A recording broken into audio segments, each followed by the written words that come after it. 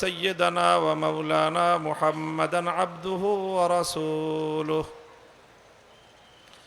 الذي أرسله الله إلى كافة الناس بشيرا ونذيرا وداعيا إلى الله بإذنه وسراجا منيرا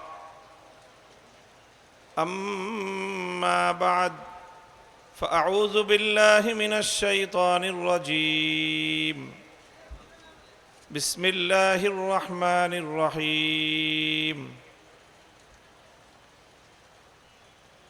إنما يخشى الله من عباده العلماء إن الله عزيز غفور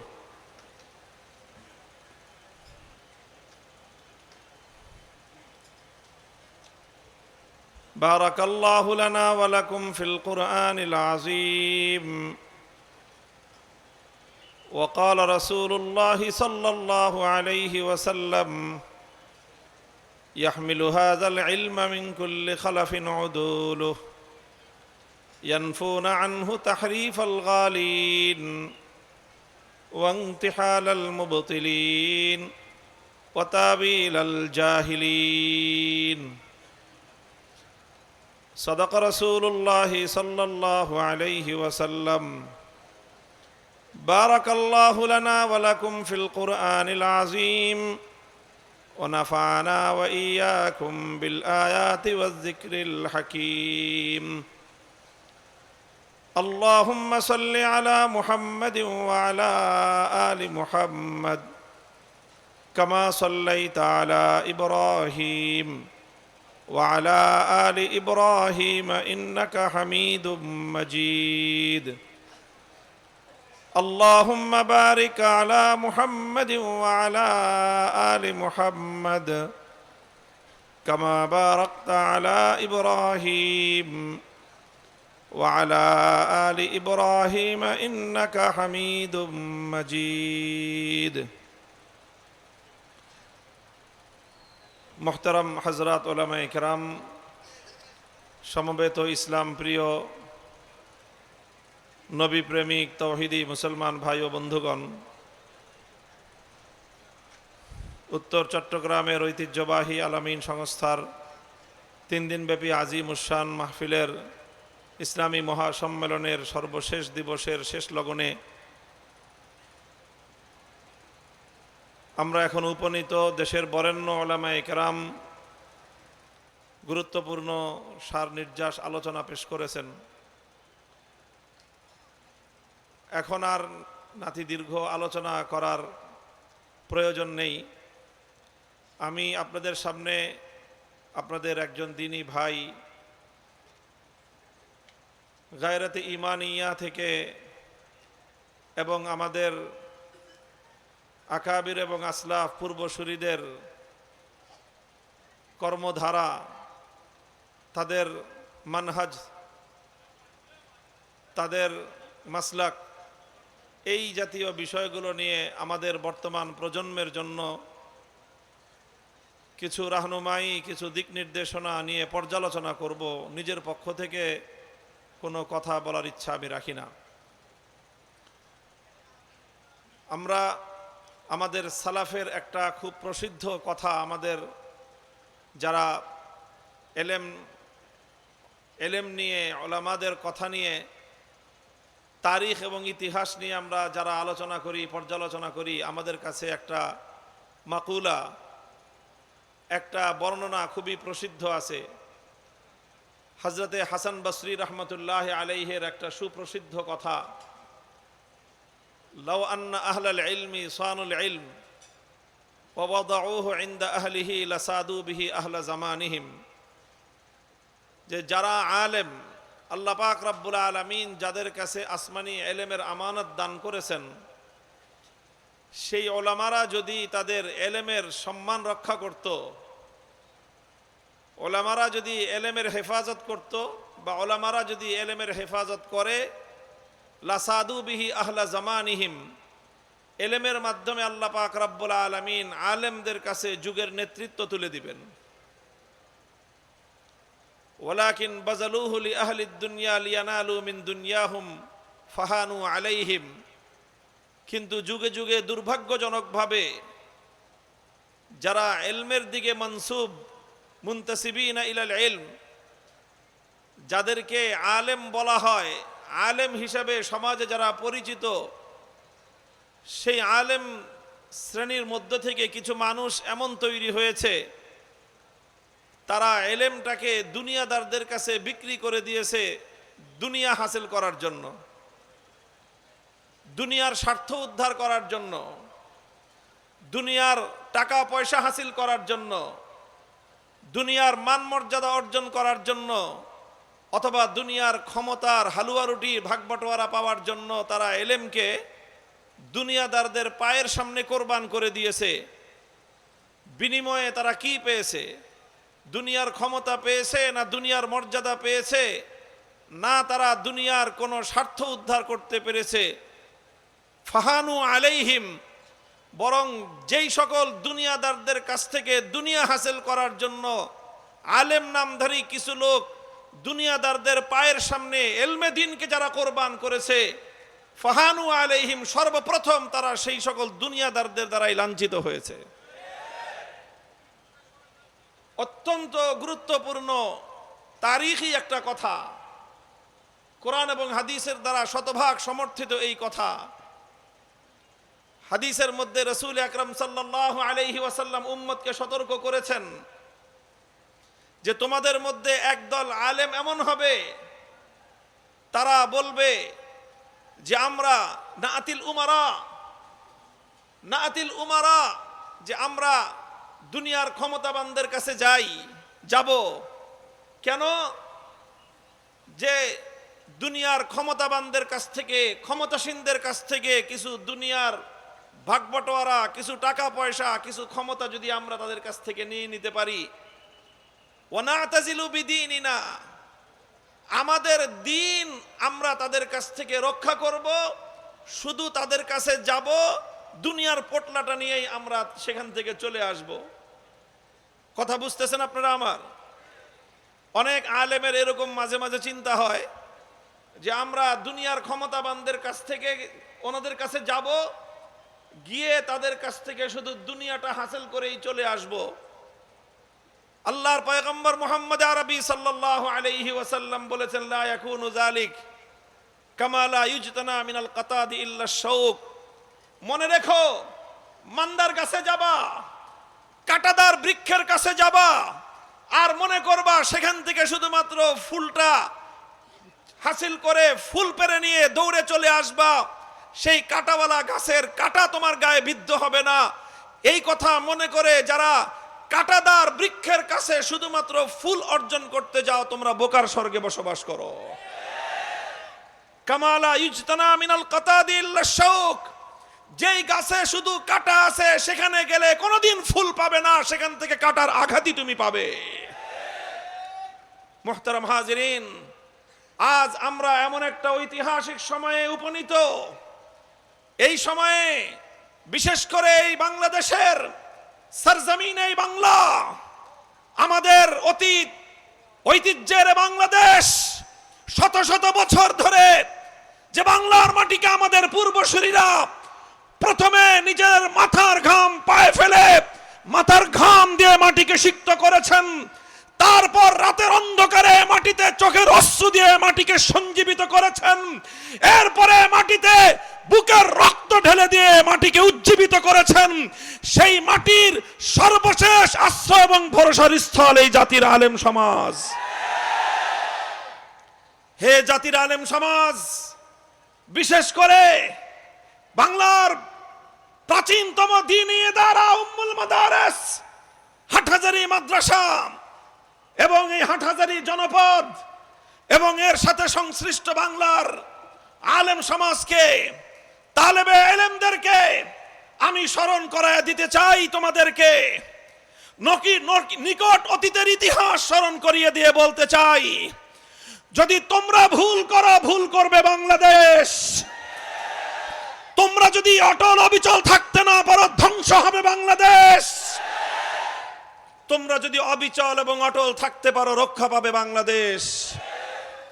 আমার এই কথাটা কারো কাছে অতিরঞ্জিত বলে মনে হতে পারে, কেউ মনে করতে পারে আমি একজন তালিবুল ইলম হিসেবে আমি আলেমদের সম্মানকে অতিরঞ্জিত করে বলছি। আল্লাহর কসম খেয়ে বলি, আমি আমার এই জীবদ্দশায় বাংলাদেশের ইতিহাস যতটুকু আমি দেখেছি, যতটুকু আমি ইতিহাসের পাতা থেকে পড়েছি, আমি দেখেছি বারবার এ বাংলার ক্রান্তিকালে আলেম সমাজ তারা এই বাংলাদেশের এই জমিনের স্বাধীনতা, এই জাতির স্বকীয়তা রক্ষার জন্য দুর্বেদ্য প্রাচীরের মতো দাঁড়িয়ে গেছে। তারা হলো আলেম সমাজ। দেখো 2013 সালের ইতিহাস পর্যালোচনা করো। 2013 সাল খুব বেশি দিন আগের কথা নয়, মাত্র এক যুগ আগের কথা। 12 বছর আগের বাংলাদেশের 2013 সালের ফেব্রুয়ারি মার্চের বাংলাদেশ যদি কেউ পর্যালোচনা করো, বাংলাদেশের স্বাধীনতার, বাংলাদেশের আকাশে, বাংলাদেশের ঈশান কোণে কালো মেঘ ছেয়ে গিয়েছিল। বাংলাদেশের আকাশে কাল বৈশাখীর পূর্বাভাস দেখা দিয়েছিল। বাংলাদেশের স্বাধীনতা বিপন্ন হওয়ার পথে ছিল। বাংলাদেশের মুসলমানদের ঈমান এবং ইসলাম ধ্বংস হয়ে যাওয়ার দ্বার প্রান্তে উপনীত ছিল। আমরা তখন দেখেছিলাম একদিকে বাংলাদেশ, আরেকদিকে ইসলাম বিপন্ন হওয়ার পথে। কি হয়েছিল? কিভাবে স্বাধীনতা এবং ইসলাম একসাথে বিপন্ন হওয়ার পথে ছিল আমরা দেখেছি তখন। আমি 2013 সালের ফেব্রুয়ারি মাসের কথা বলছি, আমি 2013 সালের মার্চ মাসের কথা বলছি। বাংলাদেশের প্রতিটি প্রত্যন্ত অঞ্চলে, প্রতিটি পাড়ায় পাড়ায়, গ্রামে গ্রামে, বাজারে বাজারে আমাদের বিভিন্ন জায়গায় বিভিন্ন দায়িত্ব পালনের জন্য বিচরণ করতে হয়। প্রায় প্রতিদিন সন্ধ্যায় দেশের কোনো না কোনো প্রত্যন্ত অঞ্চলের গ্রামগঞ্জ, শহর নগর দিয়ে আমাদেরকে অতিক্রম করতে হয়। আমরা তখন দেখতাম সন্ধ্যাবেলায় গ্রামের একটা বাজারের ভিতর দিয়ে অতিক্রান্ত হলেও আমরা দেখতাম সন্ধ্যাবেলায় কিছু মানুষ মঙ্গল প্রদীপ নিয়ে দাঁড়িয়ে আছে। মুসলমানদের দেশ, 90% মুসলমানের দেশ। এই দেশটাকে মুসলমানরা এমনিতেই মাগনা খরিদ করে নাই, বুকের রক্ত দিয়ে কিনেছে। এই রক্ত দিয়েছে দেশের মুসলমান। 1905 সালে সাম্প্রদায়িক উগ্র রবীন্দ্রনাথ ঠাকুর বাবুদের এই বঙ্গভঙ্গ রদ নামের সাম্প্রদায়িক সহিংস আন্দোলনের বিরুদ্ধে দেশের মুসলমানদেরকে রক্ত দিতে হয়েছে। রক্ত দিয়ে এই পূর্ব বাংলায় কলকাতার দাদাবাবুদের আধিপত্য খর্ব করেছিল মুসলমানেরা। 47 সালে দিল্লির গোলামীর জিঞ্জিরকে ছিন্ন করে স্বাধীন বাংলার মাটিতে মুসলমানদের আলাদা আবাস ভূমি গড়ে তুলেছিল এদেশের আলেম সমাজের নেতৃত্বে। দীর্ঘ সংগ্রাম, দীর্ঘ ইতিহাস। যেই মুসলমানরা একটি মুসলিম জাতিসত্তা গঠন করবার জন্য কখনো পূর্ববঙ্গ, কখনো পূর্ব পাকিস্তান, কখনো বাংলাদেশ নামে এই ভূখণ্ডকে কখনো মাথার ঘাম দিয়ে, কখনো চোখের অস্ত্র দিয়ে, কখনো বুকের রক্ত দিয়ে সিঞ্চিত করেছে, সেই দেশে সন্ধ্যা হতে না হতেই বাজারে বাজারে মঙ্গল প্রদীপ জ্বলে। দেখলে মনে হয় গোটা দেশে 90% যেন হিন্দু। 90% মুসলমানদের দেশটাকে, ইসলামী তাহজিব তামাদ্দুনকে ধ্বংস করে তারা হিন্দুয়ানি কালচার বাংলার প্রত্যন্ত অঞ্চলে প্রজ্বলিত করে দিয়েছিল।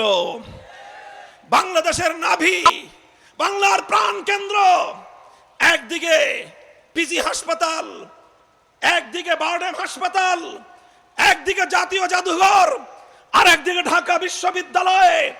বাংলাদেশের ঢাকার শহরের প্রাণ কেন্দ্রের এই গুরুত্বপূর্ণ সড়কের মধ্যখানে বসে দিন রাত 24 ঘন্টা বাংলাদেশের স্বাধীনতার বিরুদ্ধে কার্যকলাপ পরিচালিত হয়। সেখানে একটা ভিন্ন সরকার প্রতিষ্ঠা করা হয়। সেই সরকারের নাম ছিল ইমরান এইচ সরকার। সেই সরকারের কলকাঠি নাড়ানো হতো পার্শ্ববর্তী দেশ থেকে, যেখান থেকে তাদের জন্য প্রতিদিন শত শত ড্যাগ পোলাও বিরিয়ানি রান্না হয়ে ওখানে এসে শাহবাগের সেই চত্বরে পোলাও বিরিয়ানি সেটা বন্টন হতো। সেই দেশ থেকে উস্কানি দিয়ে, আশকারা দিয়ে বাংলার রাজধানী মসজিদের শহর ঢাকার প্রাণকেন্দ্রে বসে বাংলাদেশ থেকে ইসলামকে বিতাড়িত করবার প্রকাশ্যে তারা যুদ্ধ ঘোষণা করেছিল। এই ছিল 2013 সালের বাংলাদেশের চিত্র। দীর্ঘ ইতিহাস বলবো না, কয়েকটা শব্দ বললাম। 2013 সালের জানুয়ারি, ফেব্রুয়ারি, মার্চের ইতিহাস তোমরা পর্যালোচনা করে দেখো। 2013 সালের জানুয়ারি, ফেব্রুয়ারি, মার্চ এই 3 মাসের শুধুমাত্র জাতীয় পত্রিকাগুলো যদি তোমরা কেউ পাও, পত্রিকাগুলোর অফিস থেকে, অতীত স্মৃতির থেকে, পাঠাগারগুলো থেকে তোমরা পড়ে দেখবা, তোমরা অনুমান করতে পারবা সেই সময় বাংলাদেশের কি অবস্থা ছিল। একদিকে শাহবাগ থেকে ইমরান এইচ সরকাররা ঘোষণা করত পতাকা উঠবে, হাজার হাজার শহীদের রক্তে রঞ্জিত লাল সবুজের পতাকা উঠত। শাহবাগ থেকে ইমরান এইচের সরকাররা ঘোষণা করত পতাকা নামবে। তাদের নির্দেশে জাতীয় সংসদ ভবন, সচিবালয়, সমস্ত সরকারি অফিসের পতাকা নেমে যেত। ইমরানের সরকার ঘোষণা দিলে বাংলাদেশের সবচেয়ে গুরুত্বপূর্ণ সরকারি অফিস, আদালতের প্রাণকেন্দ্র, সচিবালয় থেকে সমস্ত সচিব এবং সরকারি আমলারা রাস্তায় এসে দাঁড়ায় থাকলো লাইন ধরে। কেন দাঁড়ায় রয়েছেন? বলে যে মানববন্ধন। কে বলেছে? ইমরানের সরকার, সরকারি নির্দেশ, এই জন্য আমরা রাস্তায় দাঁড়ায় আছি। এই ছিল বাংলাদেশ, এই ছিল বাংলাদেশের ইসলামী কালচার। হিন্দুয়ানি সংস্কৃতির দাপটে বাংলা থেকে, বাংলার মাটি থেকে ইসলামী তাহজিব তামাদ্দুন ভুলণ্ঠিত হওয়ার পর্যায়ে ছিল। ওই সময় প্রতিটি ঘর থেকে রাতের অন্ধকারে, ওই সময়ে নারী প্রতিটি ঘর থেকে রাতের অন্ধকারে আজানি শোনা যেত, আত্মচিৎকার শোনা যেত, আল্লাহর কাছে তারা ফরিয়াদ করত, রব্বানা আখরিজনা মিন হাযিহিল কারিয়াতিজ যালিমি আহলুহা ওয়াজআল লানা মিন লাদুনকা ওয়ালিয়্যান ওয়াজআল লানা মিন লাদুনকা নাসীরা। আমাদের জুলুম থেকে তুমি আমাদেরকে নিষ্কৃতি দাও, হিন্দুত্ববাদের আগ্রাসন থেকে ইমানদারদেরকে তুমি মুক্তি দাও। তুমি একজন নেতা পাঠাও, একজন রাহবার পাঠাও, গোটা বাংলার রাতের অন্ধকারে মুসলমানদের ঘরগুলোতে এই ফরিয়াদ উচ্চারিত হতো। এই ফরিয়াদ উচ্চারিত হতে হতে সেই ফরিয়াদ আল্লাহর আরশে কবুল হলো। আল্লাহর আরশ থেকে কবুল হওয়ার পর হাটহাজারীর এই দারুল হাদিসের মসনদ থেকে ঠিক জাতির ত্রাতা হিসেবে আবির্ভূত হলেন এক মহামানব। নাম ছিল তার শাইখুল ইসলাম আল্লামা আহমদ শফী।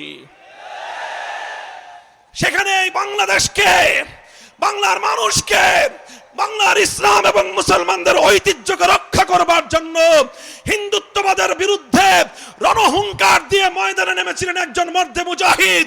সেই মর্দে মুজাহিদের নাম আল্লামা জুনায়েদ বাবু নগরী।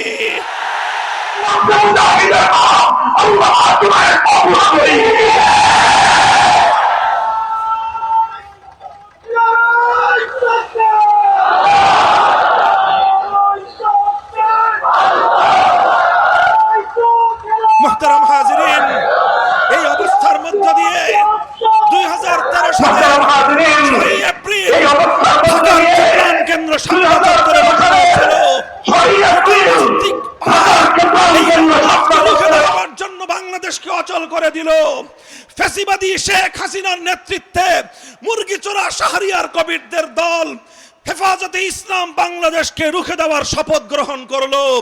শাইখুল ইসলামের সৈনিকেরা, বাংলার মুসলমান সিংহ শার্দুলেরা শপথ নিল, নৌপথ, রেলপথ, রাজপথ অবরোধ করতে পারবা, শাপলা চত্বরে হেফাজতের কর্মীদের অগ্রযাত্রা রুখে দিতে পারবা না। বাংলাদেশের সাক্ষী 50 বছরের সমস্ত রেকর্ড ব্রেক করে 6 এপ্রিল শাপলা চত্বরে মার্চের কাফেলা মিলিত হয়েছিল। 6 এপ্রিল থেকে 5 মের ইতিহাস, এরপরের ইতিহাস বাংলার প্রতিটি অঞ্চলে অঞ্চলে হেফাজতে ইসলামের ছড়িয়ে পড়বার ইতিহাস, এরপরের ইতিহাস প্রতিটি জেলায় জেলায় হেফাজতের শানের রিসালাতের ইতিহাস, এরপরের ইতিহাস বাংলার প্রতিটি প্রান্ত থেকে হিন্দুত্ববাদী কালচারাল আগ্রাসনকে ঝাঁটাপেটা করে বিদায় করবার ইতিহাস। সেই ইতিহাসের সর্বশেষ অধ্যায় রচিত হয়েছিল 5 মে ঐতিহাসিক শাপলা চত্বরে। শাপলা চত্বরে অনিঃশেষ এক মুসলমানদের শাহাদাতের যাত্রা শুরু হয়েছিল। কয়েক লক্ষ লক্ষ মানুষের এক অনিঃশেষ যাত্রা ছুটেছিল। বাংলার 50 বছরের ইতিহাসের সর্বশেষ সর্ববৃহৎ গণজমায়েত হয়েছিল শাপলা চত্বরে। নবী প্রেমিক জনতা সেদিন ফ্যাসিবাদের বিরুদ্ধে রুখে দাঁড়িয়েছিল, রক্ত দিয়েছিল, জীবন দিয়েছিল। শাপলা চত্বর থেকে নিয়ে শুরু করে ঢাকার সেই চিটাগাং রোড পর্যন্ত প্রায় শত শত মুসলমান হেফাজত কর্মী আল্লাহর নবীর সৈনিকদের শাহাদাতের রক্তে মাটি থেকে হিন্দুয়ানি অপবিত্র কালচার ধুয়ে মুছে পবিত্র হয়েছে। হে মুসলমান, হে সন্তানেরা আমাদের, হে ইসলামের সৈনিকেরা, তোমাদেরকে মনে রাখতে হবে ইতিহাস। যখন আমার দেশের স্বাধীনতাকে, আমার দেশের ঐতিহ্যকে হিন্দুত্ববাদের অপবিত্রতার দ্বারা কালিমা যুক্ত করার চেষ্টা করা হয়েছিল, আমরা সেদিনে মাটিকে পবিত্র করেছিলাম পানি দিয়ে ধুয়ে নয়। আমরা বুকের তাজা শাহাদাতের রক্ত দিয়ে বাংলার মাটিকে পবিত্র করেছি। শেখ হাসিনা চেয়েছিল 6 মের সূর্য ওঠার আগে আমার শহীদ ভাইদের রক্তের দাগ পানি দিয়ে ধুয়ে ফেলতে, চেয়েছিল পানি দিয়ে মুছে ফেলতে, চেয়েছিল আমার শহীদ ভাইদের শাহাদাতের রক্ত নিয়ে জাতীয় সংসদে দাঁড়িয়ে উপহাস করতে। কিন্তু পাগলি জানতো না, সে জানতো না যে পানি দিয়ে ধুয়ে, পানি দিয়ে শহীদের রক্ত মুছে ফেলা যায় না। সে জানতো না যে মিথ্যাচারের মাধ্যমে শাহাদাতের ইতিহাসকে মুছে ফেলা যায় না। সে ঘোষণা করেছিল শাপলা চত্বরে আমার শহীদ ভাইয়েরা নাকি বুকের মধ্যে রং মেখে শুয়েছিল। সংগ্রামী সাথী ও বন্ধুগণ, শেখ হাসিনার এক লেসপেন্সার ছিল, সেই সময়ে তাকে বলতো রেলের কালো বিড়াল। মনে আছে? রেলের কালো বিড়াল, মানে রেল মন্ত্রী ছিল কালো বিড়ালের মতো। এই জন্য দেশের মানুষ আদর করে তার নাম দিয়েছিল রেল বিভাগের কালো বিড়াল। সেই কালো বিড়াল ঘোষণা দিয়েছিল, হেফাজতের নেতা কর্মীরা সুবহানাল্লাহ পড়তে পড়তে শাপলা চত্বর থেকে পালিয়ে গিয়েছে। আমি তার বক্তব্যের কাউন্টার করেছিলাম। আমি তার এবং তার দলের সেক্রেটারি জেনারেলের বক্তব্য কাউন্টার করে বলেছিলাম, সৈয়দ আশরাফ সাহেব, সৈয়দ আশরাফ সাহেব, আপনারা আমাদেরকে বিতাড়িত করবেন তো দূরের কথা, আপনারা কোন পথে পালাবেন সেই পথ দেখার চেষ্টা করুন। কালো বিড়ালকে লক্ষ্য করে বলেছিলাম, হে রেলের কালো বিড়াল, হেফাজতের নেতা কর্মীরা সুবহানাল্লাহ পড়তে পড়তে পালিয়ে যায় নাই, বরং তারা সুবহানাল্লাহ আলহামদুলিল্লাহ পড়তে পড়তে বাংলার 56,000 বর্গ মাইলে ছড়িয়ে পড়েছে। বিপ্লবের নতুন ভিত তৈরি হচ্ছে। হেফাজতের নেতা কর্মীরা 13 সালে সারা বাংলাদেশে ছড়িয়ে পড়ে 2024 সালের জুলাই মাসে আবার তারা ঢাকার রাজপথ দখল করেছিল। আমরা বলি এ কথাই, 2024 সালের জুলাই বিপ্লবের ভিত রচিত হয়েছিল 2013 সালের 5ই মে। 2013 সালে হেফাজতে ইসলাম শাহাদাতের রক্ত দিয়ে ফ্যাসিবাদের বিরুদ্ধে বিপ্লবের মঞ্চ তৈরি করেছিল। সেই মঞ্চে 2024-এর জুলাই বিপ্লব সংগঠিত হয়েছে। কাজেই হে আমার ভাইয়েরা, হে আমার তালেবে ইলম সাথীরা, হে হাটহাজারী, বাবুনগর এবং অন্যান্য কওমি মাদ্রাসার সন্তানেরা, তোমরা মনে রেখো, তোমাদের পূর্বপুরুষদের এই বীরত্বগাথা ইতিহাস, তারা যদি সেদিন জুলুমের বিরুদ্ধে রুখে না দাঁড়াতেন, সেদিন যদি শাপলা চত্বরে আল্লামা জুনায়েদ বাবুনগরী রহমতুল্লাহ আলাইহি বুলেটের মুখে নিজের বুক চিতিয়ে দাঁড়িয়ে না যেতেন, বাংলাদেশের স্বাধীনতা সেদিনই বিপন্ন হতো। আমি আমার সর্বশেষ যে পয়গামটা তোমাদেরকে দিয়ে যেতে চাই, আমি বলছি, হে আলেম সমাজ, আমাদের ত্যাগ এবং কোরবানির মাধ্যমে আল্লাহ পাক রব্বুল আলামিন আমাদের ইজ্জত লিখে রেখেছেন। মনে রাখো, আমরা যতদিন অন্যায়ের সঙ্গে নিরাপদ থাকব, আমরা যতদিন হকের ঝান্ডা নিয়ে সামনে অগ্রসর হব, ইজ্জত আর সম্মান এসে আমাদের পদচুম্বন করবে। নাহনু কওমুন আ'আজ্জানাল্লাহু বিল ইসলাম, আমরা সেই জাতি আল্লাহ পাক রব্বুল আলামিন যাদেরকে ইজ্জত এবং সম্মান দিয়েছেন ইসলামের মাধ্যমে। আমি আপনাদেরকে বলি, হাসান বসরি রহমতুল্লাহ আলাইহের যে উদ্ধৃতি আমি আপনাদের সামনে উল্লেখ করলাম, সেই উদ্ধৃতির মাধ্যমে প্রমাণ হয় উলামায়ে কেরাম স্বতন্ত্র স্বকীয় অবস্থান নিয়ে রাজনীতিতে আপনারা বুক টান করে দাঁড়িয়ে যান। অন্য কারো এজেন্ডা বাস্তবায়ন করবার জন্য উলামায়ে কেরামের ইলম এবং জুবান যেন ব্যবহার না হয়, সেই ব্যাপারে আলেম সমাজকে সর্বপ্রথম সোচ্চার থাকতে হবে। আমরা অন্যায়ের বিরুদ্ধাচরণ করি, আমরা আমাদের ইতিহাস সকল বাতিলের মোকাবেলা করি। আমরা আমাদের উলামায়ে দেওবন্দের ইতিহাস, বাতিল যখন যে আকৃতিতে মাথাচাড়া দিয়ে উঠে, আমরা তখন সেই বাতিলের মোকাবেলা করার জন্য রাজপথে নামি। কথা ঠিক না বেঠিক? আমাদের বর্তমান আমির হেফাজত বাংলার আলেমকুল শিরোমণি আল্লামা শাহ মুহিবুল্লাহ বাবুনগরী বর্তমান সময়ের সকল বাতিলের মোকাবেলায় নিরপেক্ষ ভূমিকা পালন করে চলেছেন।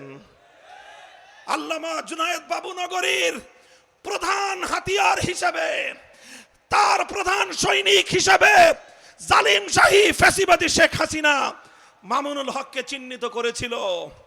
আমি তার টার্গেট ছিলাম না, তার টার্গেট ছিল আল্লামা জুনায়েদ বাবুনগরী। তিনি জুনায়েদ বাবুনগরীর হাতকে দুর্বল করতে চেয়েছিলেন, তিনি জুনায়েদ বাবুনগরীর সংগ্রামকে ব্যর্থ করে দিতে চেয়েছিলেন। তিনি মনে করেছিলেন মামুনুল হক জুনায়েদ বাবুনগরীর সৈনিক, মামুনুল হককে তোমরা অচল করে দাও, জুনায়েদ বাবুনগরী অচল হয়ে যাবে। আল্লামা জুনায়েদ বাবুনগরীর ভয়ে শেখ হাসিনা প্রতিটি মুহূর্তে শঙ্কিত থাকতো। এই জন্য আমি মনে করি, এবং এটা আমি বারবার বলে আসছি, শেখ হাসিনা অন্যায়ভাবে ষড়যন্ত্রমূলকভাবে সে তার শত্রুকে চিহ্নিত করে সর্বপ্রথম আল্লামা আহমদ শফি রহমতুল্লাহ আলাইহিকে তারা শহীদ করেছে। তাকে শহীদ করে সেই শাহাদাতের দায়ভার চাপিয়ে দিতে চেয়েছে আল্লামা জুনায়েদ বাবুনগরীর উপর। এরপরে যখন দেখেছে এটা দিয়ে তার কাজ হয় নাই, আল্লামা জুনায়েদ বাবুনগরী রহমতুল্লাহ আলাইহিকে ষড়যন্ত্রমূলকভাবে তাকে হত্যা করেছে, শহীদ করেছে। শহীদে ইসলাম আল্লামা জুনায়েদ বাবুনগরী রহমতুল্লাহ আলাইহি চলে গেছেন। আমাকে যারা জুনায়েদ বাবুনগরীর সৈনিক মনে করত, আমি সেই ইসলাম বিদ্বেষী চক্রের সামনে স্পষ্ট ঘোষণা দিতে চাই, আল্লামা জুনায়েদ বাবুনগরী চলে গেছেন, মুহিবুল্লাহ বাবুনগরী আছে। মামুনুল হক যেরকম জুনায়েদ বাবুনগরীর দক্ষিণ হস্ত ছিল, মামুনুল হক আল্লামা মুহিবুল্লাহ বাবুনগরীর সৈনিক হিসেবে ভূমিকা পালন করে যাবে।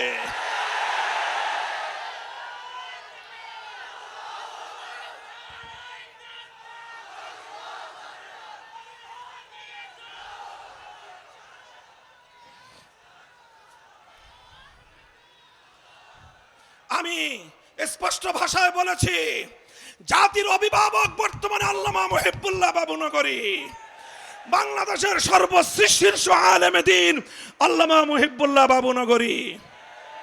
ইসলামের দৃষ্টিকোণ থেকে যেটাকে তিনি ভুল মনে করবেন সেটাকে তিনি অকপটে ভুল বলবেন, যেটাকে তিনি বাতিল মনে করবেন তিনি বাতিল বলবেন, আর বাতিলদেরকে তাদের বাতিল মতবাদ ত্যাগ করার জন্য তিনি আহ্বান জানাবেন। এতে কারো যদি বেজার লাগে, খারাপ লাগে, আমাদের কিছুই করার নাই। কথা ঠিক না বেঠিক? আল্লামা মুহিবুল্লাহ বাবুনগরী হাফিজাহুল্লাহ তিনি বর্তমান জাতির অভিভাবকত্বের জায়গা থেকে খালিসান লিওয়াজহিল্লাহ, একমাত্র আল্লাহকে সন্তুষ্ট করার উদ্দেশ্যে, আল্লাহর রাসূল এবং সাহাবায়ে কেরামের মহব্বতের দ্বারা তার দিল ভরপুর, এই জন্য তিনি শানে সাহাবার পক্ষে কথা বলেন। সাহাবীদের বিরুদ্ধে কারো দ্বারা চুল পরিমাণ কোন কটূক্তি হলে আল্লামা মুহিবুল্লাহ বাবুনগরী সিংহের মতো গর্জন দিয়ে ওঠেন। ওনার আঞ্চলিক কথাবার্তার, আঞ্চলিকতার এই সকল মার পেচে কেউ যদি ওনার এই বক্তব্যকে, ওনার ব্যক্তিত্বকে, ওনার নেতৃত্বকে প্রশ্নবিদ্ধ করতে চাও, আমার স্পষ্ট ঘোষণা, আমাদের সঙ্গে প্রথমে মোকাবেলা করতে হবে। 2 নম্বর কথা, আল্লামা মুহিবুল্লাহ বাবুনগরী কাউকে খুশি করার জন্য কারো বিরুদ্ধে কথা বলেন না। খুশি করতে চান একমাত্র কাকে?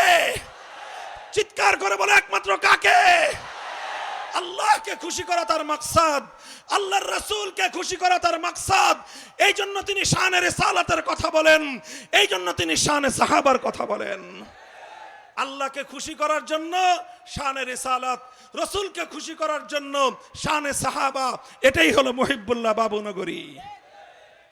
তবে অনেকে আছেন যারা কোন ক্ষমতাবান, বর্তমান ক্ষমতাবান অথবা অতীত ক্ষমতাবান অথবা সম্ভাব্য ক্ষমতাবানদেরকে খুশি করার জন্য ইসলামী এজেন্ডাকে আপনার রাজনীতির মাঠে নিয়ে আসেন। আমি তাদেরকে সতর্ক করব, খবরদার, ইসলামের কথা ইসলামের স্বার্থে বলবেন। ইসলামের কথা কোন বাতিল মতবাদের সমর্থনের জন্য বলবেন না। যদি বলেন, রাজপথে আপনারা আমাদেরকে আপনাদের প্রতিপক্ষ হিসেবে পাবেন। মুহতারাম হাজিরিন, আমি আমার কথা সমাপ্ত করব। আখেরি পয়গাম আমার মদিনাতে, এই বসেন, সর্বশেষ পয়গাম মদিনায়। আল্লাহ নবী মদিনা সনদের মাধ্যমে একটা নতুন রাষ্ট্রের সূচনা করেছিলেন। আপনারা জানেন? জানেন? কথা বলেন না কেন? মদিনা সনদের মাধ্যমে একটা নতুন রাষ্ট্রের সূচনা করেছিলেন। সেই মদিনায় 3টা জাতি বসবাস করত, মুসলিম, ইহুদি আর হলো মুশরিক এবং পৌত্তলিক। 3 জাতির মধ্যে চুক্তি হয়েছিল, শান্তি চুক্তি। কেউ কারো বিরুদ্ধে যুদ্ধ করবে না, কেউ কারো বিরুদ্ধে শত্রুকে সাহায্য করবে না, কেউ কারো বিরুদ্ধে উস্কানি দিবে না। সর্বপ্রথম এই চুক্তি ভঙ্গ হয়েছিল ইহুদি গোত্র বনু কাইনুকায়ের মাধ্যমে। ঘটনা সিরাতের কিতাবের মধ্যে, ইতিহাসের কিতাবের মধ্যে বিস্তারিত লেখা হয় যে একজন মুসলিম নারী, সম্ভ্রান্ত মুসলিম নারী বাজারে গিয়েছে পণ্য খরিদ করতে। বাজারে বসে তিনি কোনো একটা দোকানদারের পণ্য, কোনো গম, জব অথবা খেজুর দেখতেছিলেন। পেছন থেকে এক ইহুদি, দুষ্ট এক ইহুদি, চরিত্রহীন এক লম্পট ইহুদি এসে সেই মুসলিম সম্ভ্রান্ত নারীর কাপড়, পরিধেয় বস্ত্র, সেই বস্ত্রের যে ইজার অর্থাৎ নিম্নাঙ্গে পরিধেয় বস্ত্র, যেটাকে আমরা বর্তমানে আমাদের বাংলার আঞ্চলিক ভাষায় কোথাও পেটিকোট বলা হয়, ছায়া বলা হয়, এই জাতীয় কাপড় মদিনার নারীরা পরতেন। ওনার নিচের কাপড়টাকে পেছন দিক দিয়ে কাটা দিয়ে ওনার পিঠের সাথে যেই কাপড় পরিহিত, উপরের জামা, সেই জামার সাথে আটকে দিয়েছে। দুষ্টামি করলো, ষড়যন্ত্র করলো, একজন মুসলিম নারীর ইজ্জত নিয়ে সে ছিনিমিনি খেললো। মুসলিম নারী বিষয়টা বুঝতে পারেন নাই, এটা হয়েছে তার অবচেতনে। দোকান থেকে যখন তিনি তার প্রয়োজন সেরে দাঁড়িয়ে গেলেন, দাঁড়িয়ে যাওয়ার সাথে সাথে তার পিঠের পিছন দিকে বিদ্ধ, শরীরের নিম্নাঙ্গের কাপড় আটকানো, সুতরাং দাঁড়ানোর সাথে সাথে নিম্নাঙ্গে পরিহিত, শরীরের নাভির নিচে পরিহিত কাপড়টা পিঠের উপরে উঠে গেল। কি ভয়াবহ এক চিত্র! সম্ভ্রান্ত একজন নারী বাজারের মধ্যে শত শত মানুষের সামনে তার সতর খুলে গেল। তিনি চিৎকার করে বেহুশ হয়ে মাটির মধ্যে পড়ে গেলেন। দৃশ্যটা দেখলেন একজন সাহাবী, একজন মুসলিম, তার এক বোনের আর্তচিৎকার শুনলেন। মুসলমান সমাজের সামনে তাদের এক নারীর ইজ্জত সম্ভ্রমের উপর এক দুরাচার ইহুদির এইভাবে ষড়যন্ত্র আর হস্তক্ষেপ করতে দেখলো। দেখার পরে কি করলো তারা? নীরব হয়ে বসেছিলেন। কি করলেন? নিশ্চুপ হয়ে বসেছিলেন না দেন দরবার করবেন সেই অপেক্ষা করলেন? না, কোনো কিছু করেন নাই। তিনি দেখেছেন কোন ইহুদি এই ষড়যন্ত্র করেছিল। ওই ইহুদিরা মুসলিম নারীর এই অসম্মান দেখে অট্টহাসিতে ফেটে পড়ল। হাতে তালি মেরে মেরে তারা আনন্দ উল্লাস করতে লাগলো। এদিক দিয়ে মুসলিম আমার বোন, আমাদের মা, এক মুসলিম নারী বাজারে অপমানিত হয়ে শত শত মানুষের সামনে রাস্তায় বেহুশ হয়ে লুটিয়ে পড়লেন। এই দৃশ্য এক মুসলিম যুবক দেখে বরদাস্ত করতে পারলেন না। তার কোষবদ্ধ তরবারি কোষ থেকে মুক্ত করে সেই দুরাচার ইহুদির গর্দানের উপরে এক আঘাত করে দেহ থেকে তার কল্লা আলাদা করে দিলেন। মুসলমান নারীর ইজ্জত নিয়ে ছিনিমিনি খেলবে যে এই কুলাঙ্গার, আল্লাহর জমিনে বেঁচে থাকবার কোনো অধিকার তার নাই, কোনো অধিকার তার নাই। এই ঘটনার পর সঙ্গে সঙ্গে পাল্টা আরেক ইহুদি সেই মুসলিম যুবকের উপর আক্রমণ করলো। আক্রমণ চালিয়ে সেই মুসলমানকে শহীদ করে দিল। বাজারে তিনটা ঘটনা ঘটলো। আমার এক মুসলিম বোনের ইজ্জত নিয়ে ছিনিমিনি খেলা হলো, এক দুরাচার ইহুদিকে জাহান্নামে পাঠানো হলো, আর সেই মুসলমান এক বোনের ইজ্জতের আব্রুর নিরাপত্তা রক্ষা করতে গিয়ে এক মর্দে মুজাহিদ মুসলমান সাহাবী শাহাদাতের রক্ত দিয়ে মদিনার জমিনে ইসলামের বিজয়ের কেতন, ইসলামের ইতিহাসকে তিনি গৌরবান্বিত করলেন। এরপরের ইতিহাস, দুই গোত্রের মধ্যে একটা যুদ্ধ ভাব ছড়িয়ে পড়ল, লড়াই ভাব। তখন নেতৃস্থানীয় ব্যক্তিবর্গ শান্ত করলেন, শান্ত করে বললেন যে নবীজি আছে, বিচার হবে নবীর দরবারে। উভয় পক্ষ গেল, যাওয়ার পর কথাবার্তা শোনার পরে সরওয়ারে কায়নাত সাইয়্যিদুল কাউনাইন, মদিনা সনদের স্থপতি, মদিনা রাষ্ট্রের মহানায়ক মুহাম্মদ আরবি সাল্লাল্লাহু আলাইহি ওয়াসাল্লাম ঘোষণা করলেন, এক মুসলিম নারীর ইজ্জত নিয়ে যেই কুলাঙ্গার ইহুদিরা ছিনিমিনি খেলতে পারে, আমাদের এই সোনার মদিনায় সেই ইহুদিদের বসবাস করবার কোনো অধিকার নাই। আল্লাহর নবী সময় বেঁধে দিলেন 3 দিন। 3 দিন পরে বনু কাইনুকার কোন কুলাঙ্গারকে যদি মদিনায় খুঁজে পাওয়া যায়, তাকে শিরচ্ছেদ করে তার কল্লা ঝুলিয়ে রাখা হবে। ইতিহাস বলে এই বনু কাইনুকা নামক কুলাঙ্গার ষড়যন্ত্রকারী মুসলমান এক নারীর ইজ্জত নিয়ে ছিনিমিনি খেলার অপরাধে একটি সম্প্রদায়কে আল্লাহর নবী মদিনা থেকে বহিষ্কার করে দিলেন। বনু কাইনুকা এদের অপবিত্রতা থেকে পবিত্র মদিনার মাটি মুক্তি পেল। মুহতারাম হাজিরিন, আমরা সবাই সেই নবীর উম্মত, কথা বলেন ঠিক না বেঠিক? এক নারীর ইজ্জতের হেফাজত করবার জন্য একটি সম্প্রদায়ের সঙ্গে যিনি যুদ্ধ করতে এতটুকু দ্বিধা করেন নাই, মুসলমানদের কাছে নিজেদের জাতীয় নিরাপত্তার চেয়েও তার মা বোন এবং তার কন্যার ইজ্জতের মূল্য বেশি। হে আমার বাংলার দামাল সন্তানেরা, হে জুলাই যোদ্ধার সন্তানেরা, যারা জুলাই আর আগস্ট জুড়ে গোটা বাংলার মাটিতে আকাশ বাতাস মুখরিত করে স্লোগান তুলেছিলে দিল্লি না ঢাকা, আবার স্লোগান তুলো দিল্লি না ঢাকা, দিল্লি না ঢাকা।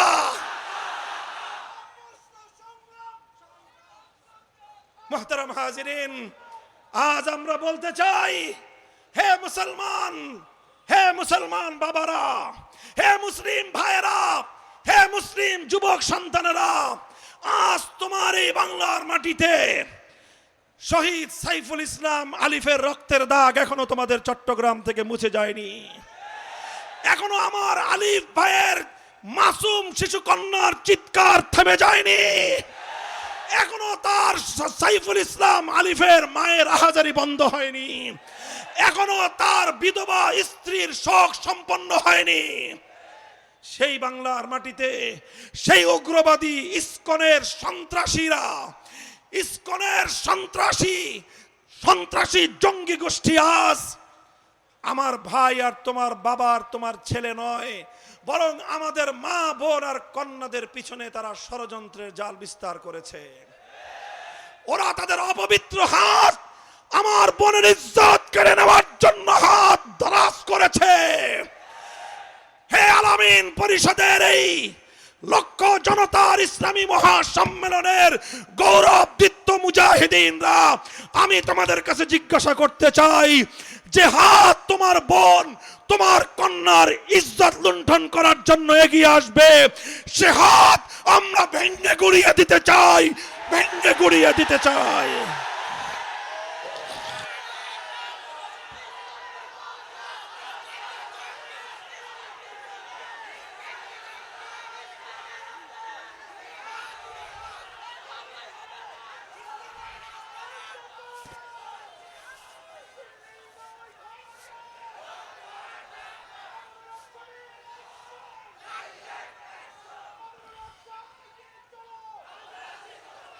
আমরা ভারত সরকারকে পয়গাম দিয়ে দিতে চাই, তোমার সেবাদাসী কৃতদাসী শেখ হাসিনাকে দিয়ে বাংলার তাওহীদি জনতাকে তুমি দাবায় রাখতে পারো নাই। এবার তুমি ছদ্মাবরণে ইসকনের ষড়যন্ত্রকারী সন্ত্রাসী গোষ্ঠীকে আমার বাংলার নারীদের ইজ্জত নিয়ে ছিনিমিনি খেলবার জন্য তুমি লেলিয়ে দিয়েছো। আমরা হুঁশিয়ার করে দিতে চাই, বাংলাদেশ সরকারকে বলতে চাই, আলিফ হত্যাকাণ্ডের জন্য ইসকনকে যথাযথ উপায়ে কাঠগড়ায় দাঁড় করিয়ে বিচার করে ওদেরকে নিষিদ্ধ এখনো করেন নাই আপনারা। তাই আজ ওরা দুঃসাহস দেখায়, ওরা অসংখ্য অগণিত মুসলিম নারীদেরকে ভাগওয়া ট্র্যাপের মধ্যে ফেলে মুসলমানদের সরল প্রাণ মেয়েদেরকে কালা জাদু করে নানা ধরনের বশীভূতকরণের কার্যক্রমের মধ্য দিয়ে মুসলিম মায়েদের গর্ভে হিন্দুদের নাপাক বীর্যের সন্তান জন্ম দেওয়ার এক ভয়াবহ ষড়যন্ত্র নিয়ে ওরা মাঠে নেমেছে। মুসলমান, আমরা এখনো যদি ঘুমিয়ে থাকি, আরে কোন কন্যার যখন ইজ্জতের নিরাপত্তা থাকে না, কোন বোনের ইজ্জত যখন লুণ্ঠিত হয়, কোন মায়ের ইজ্জতের উপর যখন কোন সন্ত্রাসী হাত বাড়ায়, মায়ের সন্তান হিসেবে, বোনের ভাই হিসেবে, কন্যার বাবা হিসেবে বেঁচে থাকার চেয়ে মরে যাওয়া অনেক ভালো। মরতে না পারলে কচু গাছে গলায় দড়ি দেওয়া দরকার। আমরা শপথ নিতে চাই, আর কোন মায়ের ইজ্জত লুণ্ঠিত হতে দেব না, আর কোন আমার বোনকে ট্র্যাপে ফেলতে আমরা দেব না। আমার কোন কন্যার ইজ্জত নিয়ে যদি ছিনিমিনি খেলা হয়, টেকনাফ থেকে তেতুলিয়া বিদ্রোহের আগুন জ্বলবে, আগুন জ্বলবে, আগুন জ্বলবে।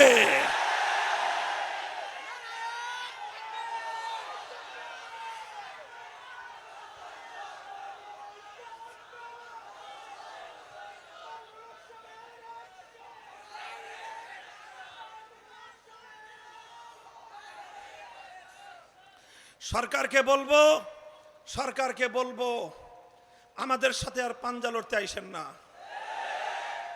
আমরা ক্ষমতার দাবিদার না, ক্ষমতার লালায়িত না। আমরা চাই আমাদের পূর্বপুরুষদের ঘাম, অশ্রু আর রক্তের বিনিময়ে কেনা এই স্বাধীন মাটিতে ইসলামের পতাকা সমুদ্দিন করতে। রাজনৈতিক পক্ষগুলোকে বলবো, শেখ হাসিনা তাওহীদের জোয়ারে ভেসে গেছে। ভারতের মতো বিশাল সাম্রাজ্যের আশ্রিতা কৃতদাসী শেখ হাসিনাকে বাংলার মসনদ ধরে রাখতে পারে নাই। তাওহীদি জনতার রুদ্ররস কতটা শক্তি রাখে জুলাই বিপ্লবের দিকে তাকিয়ে দেখেন। অনেকে বলবেন জুলাই বিপ্লব কি হুজুর ইসলামের বিপ্লব? আমি বলি যে না, জুলাই বিপ্লব ইসলামের বিপ্লব নয়। যেমন 2013 সালের বিপ্লব জুলাই বিপ্লব ছিল না।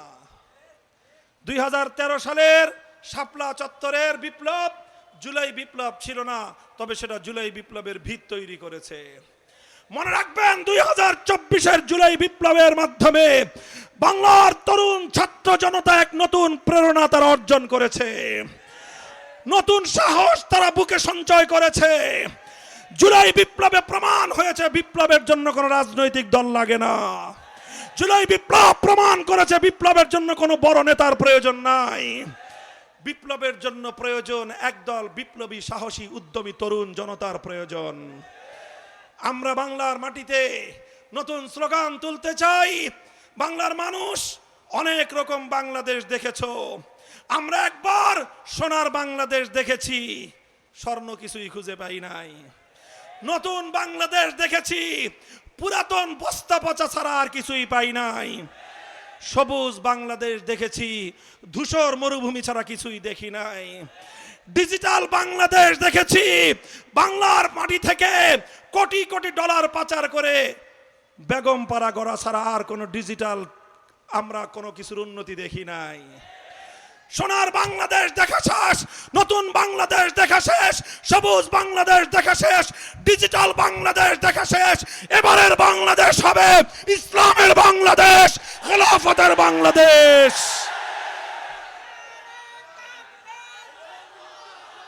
এই প্রস্তুত আছো?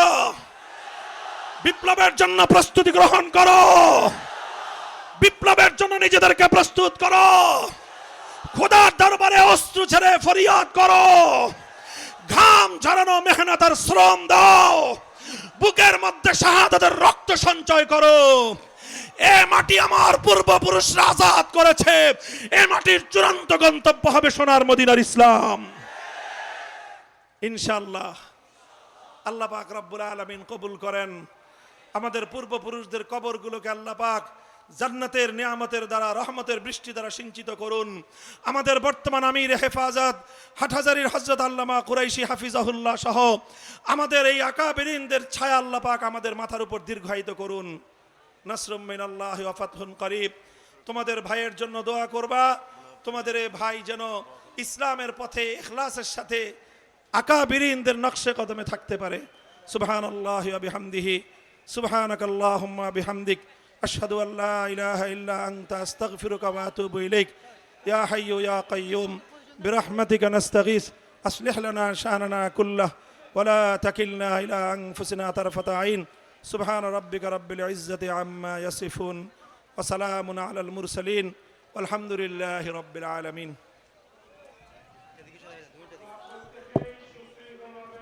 যাওয়ার চেষ্টা করব, আমরা কোনো জায়গায় গ্যাদারিং হুজুম করব না। পকেট সাবধান, অনেক কিছু এখানে খবর আসতেছে, এই জন্য প্রত্যেকেই খবর সাবধান।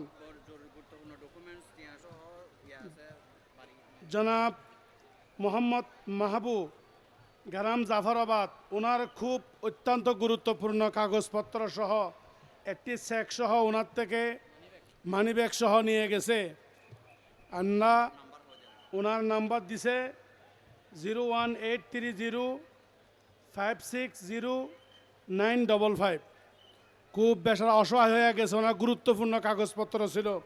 আমরা যাওয়ার সময় কুটির নিচে আমাদের সাহায্যের বক্স ওখানে আছে, আমরা সহযোগিতার হাত বাড়াইয়া দিই এবং মাঠের চতুর্দিকে আমাদের কর্তৃপক্ষের পক্ষ থেকে স্টল আছে, আমরা ওখানে আমরা সহযোগিতা করার জন্য চেষ্টা করব এবং প্রত্যেকে